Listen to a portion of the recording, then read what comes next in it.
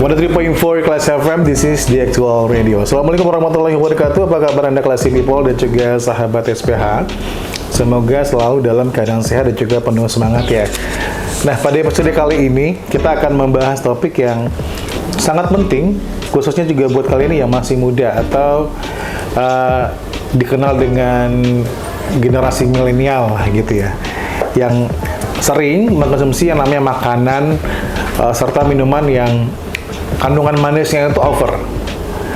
Karena kita tahu yang namanya gula itu enak, tapi pernah nggak sih kita bertanya-tanya Classy People dan juga sahabat SPH, seberapa penting sih ya kita itu untuk cek gula darah sejak usia muda? Kan biasanya yang ada itu cek gula darah itu buat orang tua, buat lansia gitu kan. Tapi seberapa penting generasi muda melakukan cek darah ini terkait dengan konsumsi makanan yang ya gulanya sekarang itu bertebaran di mana-mana, baik makanan atau minuman yang kadang kita juga nggak tahu berapa banyak kadarnya gitu kan. Nah, untuk membahas hal ini Classy People dan juga sahabat SPH, kita sudah kedatangan Dr. Dila Dokja yang merupakan dokter umum dari Semen Padang Hospital yang juga akan memberikan penjelasan seputar pola makan anti gula dan kenapa pengecekan gula darah itu bisa menjadi hal yang perlu diperhatikan. Nah, jangan sampai ketinggalan karena ini bisa menjadi informasi penting buat kesehatan kalian pada generasi muda di masa depan. Baik, untuk kita awali, saya sapa dulu narasumber kita. Halo, Assalamualaikum, selamat sore dokter, apa kabar? Halo, Assalamualaikum, selamat sore juga Mas Edo? Mas Edo. Iya, dengan Edo. Oke, dokter, ini topik kita ini memang sangat relate dengan kondisi sekarang, situasi sekarang gitu kan ya. Generasi muda dengan style hidupnya kadang juga ya nggak sama lagi dengan generasi sebelumnya gitu kan. Nah, sebenarnya kalau untuk mengenali orang-orang ataupun ciri-ciri seseorang itu mengalami gangguan gula darah kayak gimana sih, Dok?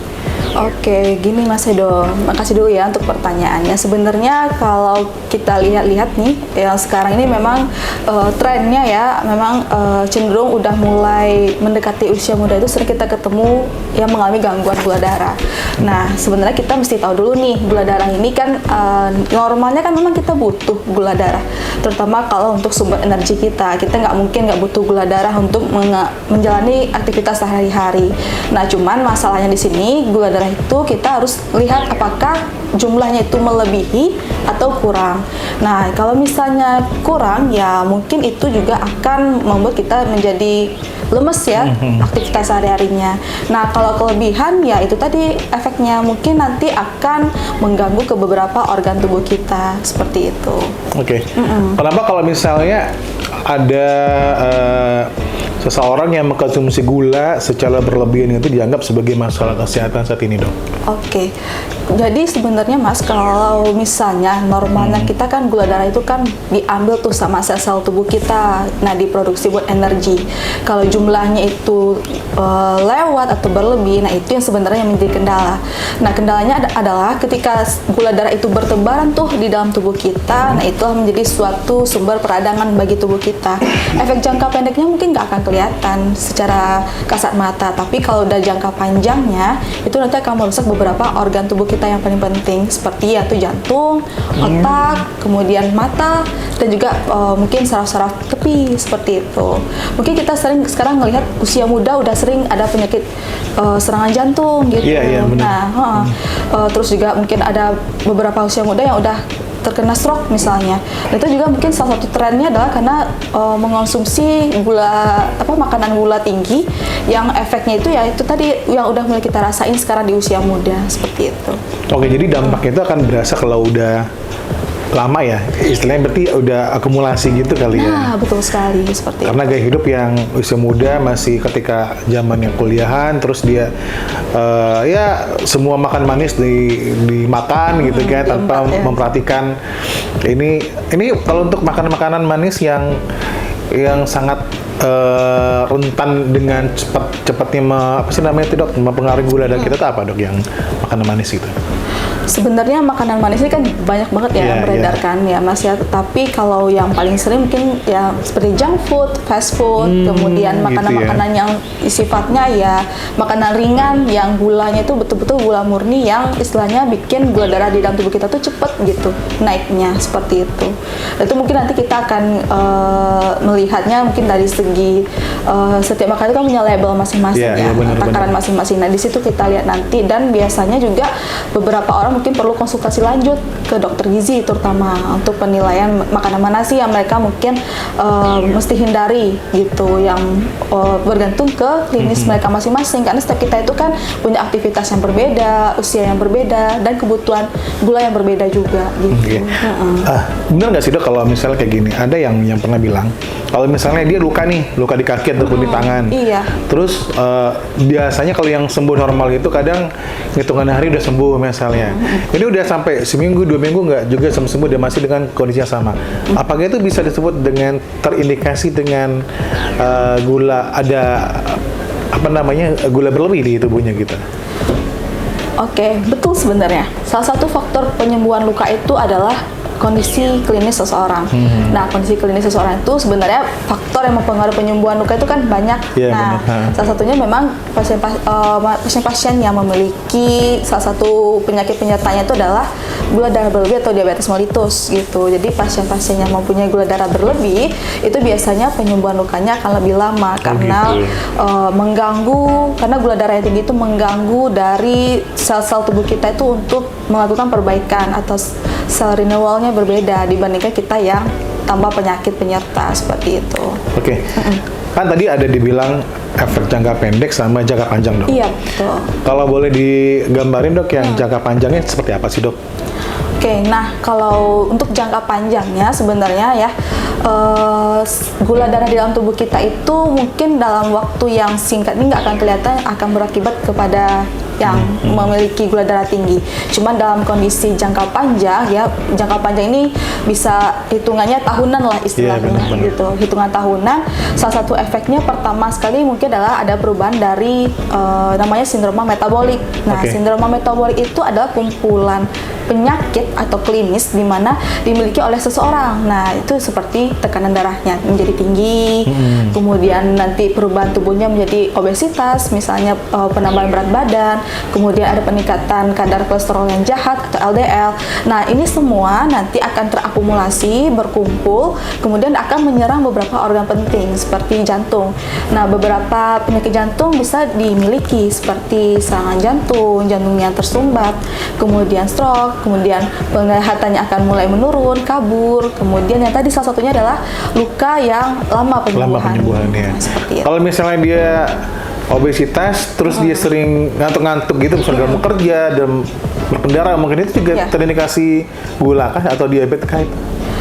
Salah satu bisa. Bisa ya? Bisa, tapi kita tidak bisa singkirkan penyebab lainnya. Oke, benar-benar. Gula rendah pun juga bisa bikin orang ngantuk gitu. Jadi memang selanjutnya mungkin perlu pemeriksaan lanjutan sih Mas. Oke. Berarti kalau misalnya kita pengen lebih safe-nya, tentu kita harus ada pola makan anti gula nih dok.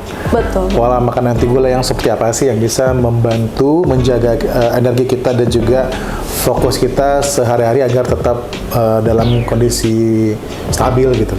Oke. Sebenarnya perlu kita garis bawahi dulu sih Mas, kalau pola anti gula ini kita tidak mutlak untuk tidak mengonsumsi gula ya. Tetap kita pasti konsumsi gula tapi dengan jumlah yang lebih rendah gitu. Tapi tidak perlu kerendahan juga. Nah, kita normalnya itu manusia ini mengonsumsi gula rata-rata 4 sampai 6 sendok makan per harinya.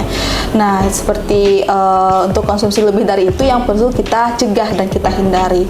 Itu dari segi jumlah takarannya. Yang kedua dari segi jenisnya, sebenarnya dulu kita kan mengenal 4 sehat 5 sempurna. Nah, istilah di Kemenkes. Namun saat ini kita menerapkan yang namanya isi piringku.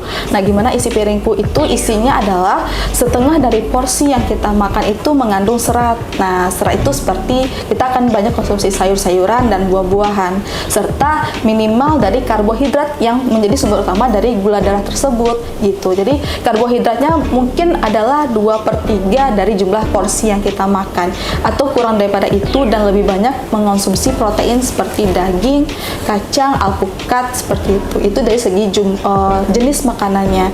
Dan beberapa pantangannya mungkin kita lebih menghindari cemilan-cemilan manis ataupun makanan-makanan yang cepat saji dan mengganti dengan pengganti seperti mungkin buah-buahan atau sayur-sayuran. Itu sih untuk pola anti gula yang secara umum yang bisa kita aplikasikan. Cemilan manis sama junk food ini kayaknya agak berat nih dok kalau misalnya dipisahkan dengan gaya hidup sekarang, tren sekarang, apalagi dengan plusnya ada ya. Plusnya itu adalah buat keluarga, kalau buat anaknya ngajak anak pergi makan junk food itu gampang banget ya. Benar-benar.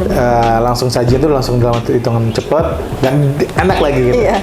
Sebenarnya kalau untuk normalnya biar kita terhindar dari penyakit diabetes ini, kalau misalnya ada orang yang memang suka makanan junk food atau yang manis-manis ini, gimana cara menangkalnya dok? Agar apakah cukup sekali seminggu aja dia pergi junk foodnya atau itu per 3 hari atau gimana dok? Oke, kalau untuk sebenarnya kalau memang betul-betul kita aplikasikan yang dari saran Kemenkes itu sebenarnya kita nggak boleh ya konsumsi yang istilahnya junk food itu. Tapi yang namanya kita manusia dan gaya hidup sekarang ini kan kita nggak bisa memungkiri kalau memang pasti ada curi-curi dikit untuk mengonsumsi junk food atau cemilan manis. Nah sebenarnya ya kalau saran dari tenaga kesehatan pasti nggak akan boleh makan makanan seperti itu. Apalagi kalau ada yang punya riwayat di keluarganya gula darah tinggi. Nah, itu akan mencetuskan sekali untuk bisa menimbulkan gangguan gula darah juga pada orang tersebut seperti itu. Penyakit diabetes ini apakah bisa terindikasi dari misalnya gini kan ada bilang wah dia genetiknya keluarganya ada nih, pasti dia juga turunan juga bakal dapat juga bakal kena juga. Itu memang terjadi di dunia medis, bisa dibuktikan atau itu karena atau memang gaya hidup dia aja yang memicu kalau di akhirnya dia bisa mendapat penyakit gula gitu dok? Oke, kalau memang secara penelitian memang sudah dibuktikan memang ada pengaruh genetik untuk penyakit diabetes mellitus ini yang atau gangguan gula darah yang tinggi ini. Jadi secara penelitian memang menunjukkan bahwa salah satu penyebab dari penyakit diabetes mellitus itu adalah faktor keturunan. Jadi orang-orang yang sudah memiliki riwayat keluarganya ada diabetes mellitus itu perlu waspada, terutama kalau sudah nanti muncul gejala-gejala yang khas terkait dengan gula darah tinggi seperti itu. Tapi kalau belum muncul gejala gula darah tinggi pun sebenarnya perlu kita melakukan medical check up juga karena untuk istilahnya prevention atau pencegahan karena kita sudah punya riwayat, jadi kita perlu mungkin minimal ya sekali 6 bulan cek gula darahnya berapa gitu. Normalnya gula darah berapa dok? Cek gula darah itu normalnya berapa? Kalau untuk gula darah ini kan kita pemeriksanya ada beberapa macam ya mas ya, cuman yang umum yang kita pakai itu mungkin yang sering kita jumpai mungkin di beberapa tempat pemeriksaan kesehatan mungkin yang sewaktu aja, yang waktu kita tiba-tiba aja gitu ya. Nah itu kan di bawah 200 ya kalau kita di bawah 200, kalau di atas 200 mungkin kita perlu waspada mungkin seperti itu. Nah, terus kan kalau makanan di luar kayak di supermarket atau di mana, apalagi dengan minuman yang kotak-kotakan gitu dong, kan memang banyak juga nih kalau itu ada yang bilang oh, itu gulanya tuh bahaya tuh, itu jahat gulanya segala macem. Sebenarnya gimana sih kita bisa atau ada nggak cara buat kita orang awam nih bisa membaca label makanan ini untuk mendeteksi gula ini kadarnya cocok nggak ya dengan saya gitu atau kita gitu? Oke, kalau sebenarnya ya itu tadi mas, kalau kita mungkin Mas Edo bisa lihat kan di kotak kemasan itu kan ada kan ada tuh 20, 15 itu yang nomornya berapa? Nah, kalau kita itu yang glukosanya itu normal itu di bawah 25 harusnya, maka mungkin lebih kecil kita harusnya nyarinya gitu. Karena itu yang kalau sesuai dengan yang disarankan dari beberapa panduan itu juga memang harusnya bahkan kurang dari 20 harusnya seperti itu, 20 gram ya. Tapi ya itu kembali lagi kalau bisa kita cari yang paling dikit gulanya yang ada di dalam makanan yang instan lah istilahnya gitu kan. Gitu. Terus dalam konteks gaya hidup sekarang nih dokter yang serba instan, yang tinggi gula, apakah cek gula darah ini perlu dijadikan sebagai rutinitas atau gimana gitu? Oke, kalau sebenarnya kita melakukan cek gula darah ini memang sebenarnya sesuai indikasi, Mas. Jadi kalau istilahnya kalau kita dalam usia yang sekarang ini kan usia produktif ya, usia dewasa produktif. Kalau misalnya kita tidak memiliki keluhan yang khas, ya, keluhan khas gula darah tinggi itu seperti sering haus, sering lapar, sering pipis, tapi dalam kegiatan normal kita makan kita cukup kok, minum cukup kok gitu. Cuma kita mengalami keluhan tersebut itu merupakan salah satu indikasi untuk kita melakukan pemeriksaan gula darah seperti itu. Tapi kalau misalnya kita tidak ada gejala ke arah situ, tapi kita punya riwayat keluarga, itu juga merupakan indikasi untuk pemeriksaan gula darah. Jadi itu ada dua. Yang pertama ada gejala yang klinis, yang khas. Yang kedua itu memang ada riwayat keluarga. Nah di luar itu sebenarnya tergantung gitu. Apakah keinginan pribadi boleh, tapi kalau nggak pun juga ya nggak apa-apa. Tapi kalau misalnya terkadang beberapa orang tuh ketemu waktu medical check up aja, benar. ketemu spontan gitu aja, ketemu gula darahnya tinggi tanpa keluhan yang khas gitu. Jadi ya kalau memang nggak ada keluhan dan nggak ada riwayat, ya sebenarnya kalau baiknya sih medical check up per 6 bulan, tapi kalau nggak bisa ya paling waktu ada keluhan aja atau ada riwayat aja sih. Oke. Tapi berarti kalau kondisi-kondisi kayak gitu tetap kita mesti harus care juga ya, aware juga dengan diri kita juga gitu ya. Nah, cuman permasalahan kan nggak semua orang nih punya waktu, punya momen untuk dia ngecek gula darahnya every time gitu kan. Kadang kesibukannya itu macam-macam. Nah, gimana cara yang paling mudah nih dok?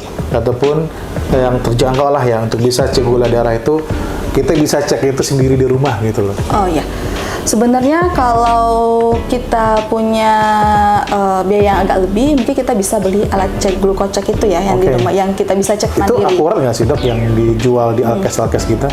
Sebenarnya itu cukup akurat, karena untuk pemeriksaan sewaktu kan kita pemeriksaan gula darah ini sebagai screening.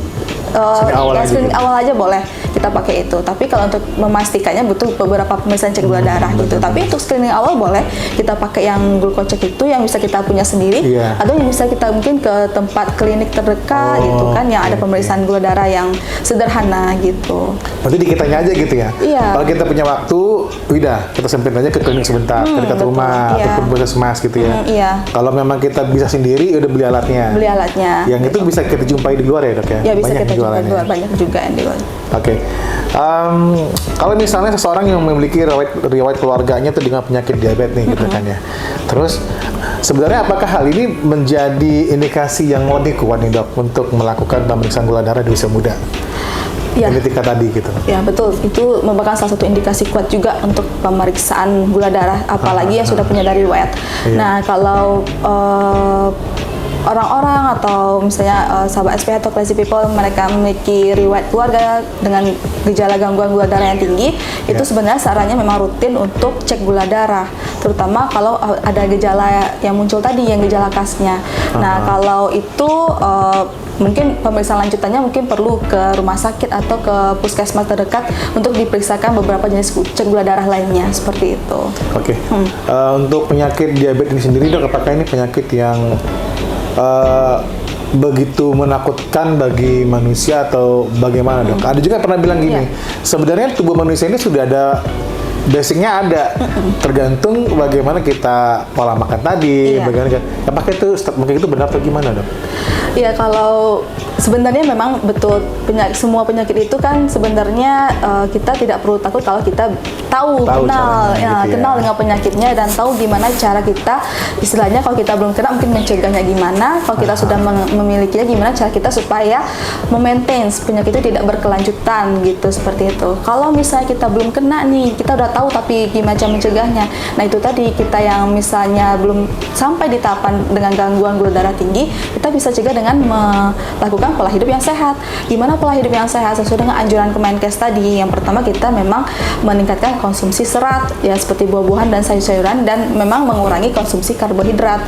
Yang seperti ya mungkin kita tidak banyak mengonsumsi yang istilahnya beras, diganti mungkin dengan yang lebih rendah karbohidratnya seperti beras merah. Kalau kita kan umumnya beras putih gitu. Nah, mungkin kita beralih menggunakan beras merah yang agak lebih rendah karbohidratnya.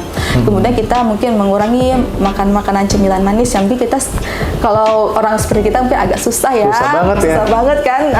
Jadi memang kita paling coba kita mengurangi dulu. Nah, yang ketiga ya itu tadi meningkatkan aktivitas fisik ya, minimal kita 30 menit buat jalan kaki atau misalnya aktivitas renang juga boleh seperti itu. Oh, diimbangi. Diimbangi. Kalaupun kita sadar nih kita agak over makan gulanya, karena gulanya udah kita omongin olahraga. Iya, kita gitu mengolah ya. lagi betul. Oke. Nah, Dok, gimana nih Dok kita bisa mengedukasi teman, kita mengedukasi keluarga kalau untuk cek gula darah di usia muda itu sebenarnya itu sudah hal yang seharusnya, bukan lagi menjadi hal yang tabu. Kan masih ada juga nih takut terindikasi gula ntar menjadi bahan obrolan di masyarakat, kan ada juga gitu, Dok. Gimana, Dok? Ini sebenarnya memang PR bersama, banget ya? PR banget. Jujur ini PR banget juga sih Mas sebenarnya. Kalau sedangkan orang-orang yang sudah ada mengeluhkan keluhan gejala gula tinggi saja pun juga kadang-kadang masih denial mau cek gula darah gitu kan. Nah, tapi memang ini kita perlu usaha yang lebih, karena memang yang paling penting sebenarnya kita adalah mengingatkan bahwa gula darah tinggi itu dia tidak mengenal usia sebenarnya. Kadang ada yang usia anak-anak sampai lansia. Karena gula darah yang tinggi ini sebenarnya tipenya itu macam-macam gitu. Nah, itulah salah satu mungkin yang bisa kita sarankan kepada mungkin sahabat SPH atau Classy People lainnya, kalau sebenarnya kita tidak ada merasa seperti dijudge lah kalau dengan cek gula darah itu. Karena itu juga sebagai tindakan pencegahan awal. Warning gitu bagi kita. Kalau gula darahnya normal ya syukur, tapi kalau memang nanti mulai ada indikasi mengarah yang mungkin tidak bagus ya kita bisa cegah dari awal sejak dini. Karena kan gula darah itu ya seperti yang saya sampaikan tadi, efek jangka panjangnya baru akan kelihatan seperti itu. Oke. Sebelum kita closing, Gitu.